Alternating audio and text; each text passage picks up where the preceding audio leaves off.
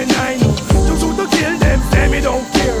I tried to chill but it don't get me nowhere. I just put on me gun in a baby suitcase. Pick up me fist, the both of them face. Flip, script, one of my head sick.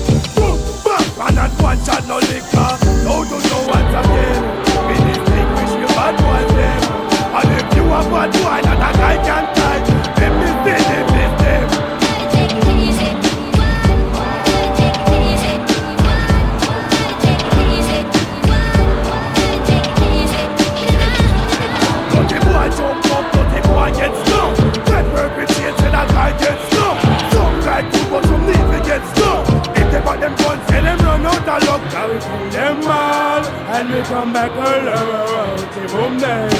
Mad lion, left on my club, alright. So just step up, boy what's up? Put your crew to the side, take out your cup front. Buckle up, and catch your grill. Don't leave the gun, can you get hurt still? Think who no wicked, tell them to come. I have me fist, me no need not a gun. Now go touch you if you don't touch me boss. If you touch me boy, you must fight it dust. Bad boy, rude boy, bring to face, now skin up. These 10 person with an evil touch. I don't bother nobody, I dance back and clutch. It is the program, boy, you must get.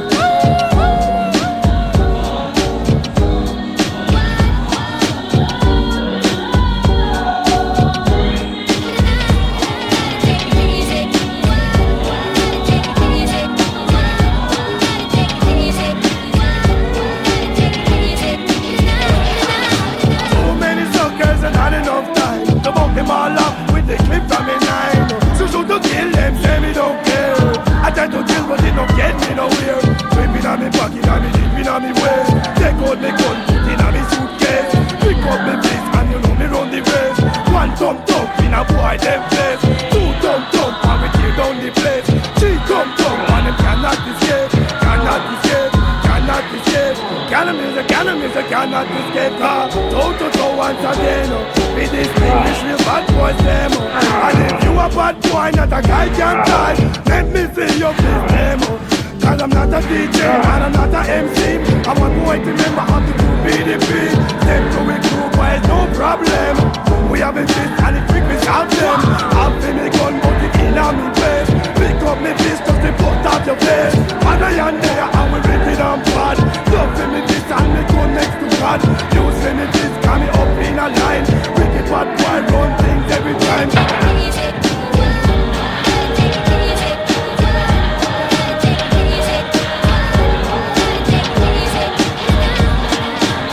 Them attack and defend. Can't stop me from love the girl them. Girl on the left and girl on the right. Two of them combine and one fight. One to a punch, one take out and knife. I nearly kill the girl and take what I like. Tell me good of people, is that right? Make girl a kill girl, the man when she like. I don't like that, them flexing on me zone. Feed them girl, we just keep them at home. One lion there, step on the throne. Twice every wicked and we bad to the bone, that's why.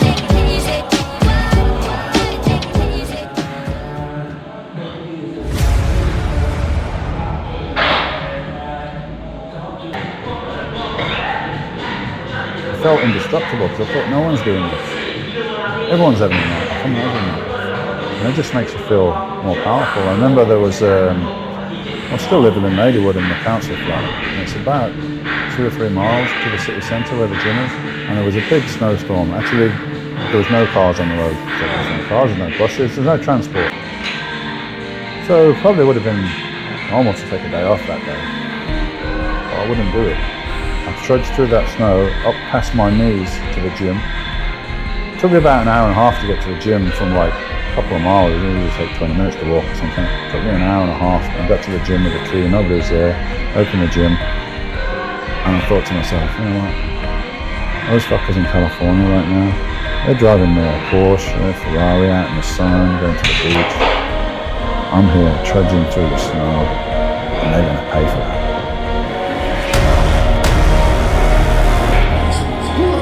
I'm not taking a day off.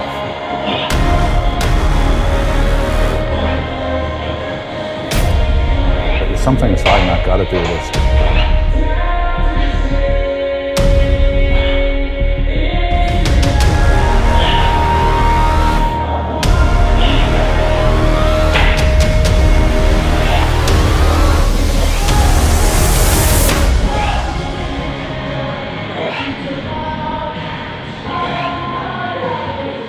It was just a mindset, really, that always though.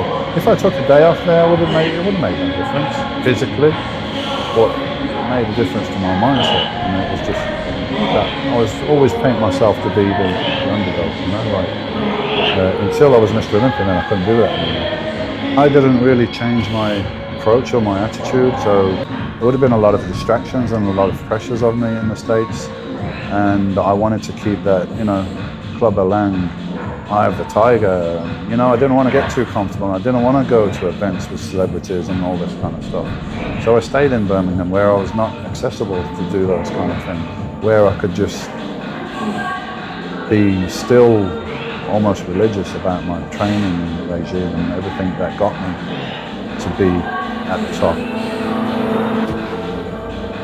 Because there's the dilemma, you know, you do all this hard work to get to the top, and then when you get to the top, you get opportunities to make money, but it's going to take away from your time and dedication that you put in to get there. So a lot of people fall down on that.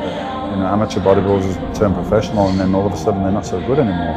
Why? Because they just got so many distractions, and now they're becoming successful. Also get so many people in their ear telling them, oh, you should have done this, and you should train like this, and you should have done that, and then they forgot just basic hard work that got them there in the first place, probably. So, you know, the whole shadow mystique, unaccessible guy from across the water, the only monster that only comes out. Every show I went to in America, and I can still speak to the promoters now, 20 years later, they say they've never seen anything like it. They would sell out their shows immediately when people knew I was there. There was no internet to see me in the flesh, to see me, or to talk to me, or have access, or anything like that. So when you turned up at a show, those days there was a huge demand for everybody, but I was so inaccessible and so different, and the physique that had changed the sport and everything like that. So the shadow is like, this guy comes out of his gym in Birmingham, goes to a contest, devastates everybody. He's like the opposite, the anti-bodybuilder, because he's not an extrovert. He doesn't tell everybody how great he is all the time, all this stuff that people expect. He just goes to the contest, win it, and disappear, and everyone's like, who's that guy, where's he come from? All this enigma, and then disappears in his gym for another year or 2 years and just trains and doesn't let anyone see him because he's got sweatshirt on all the time, and then pops up again and just blows everyone's mind and disappears again, like a shadow. So that's where it comes from. Mighty pullovers! Right!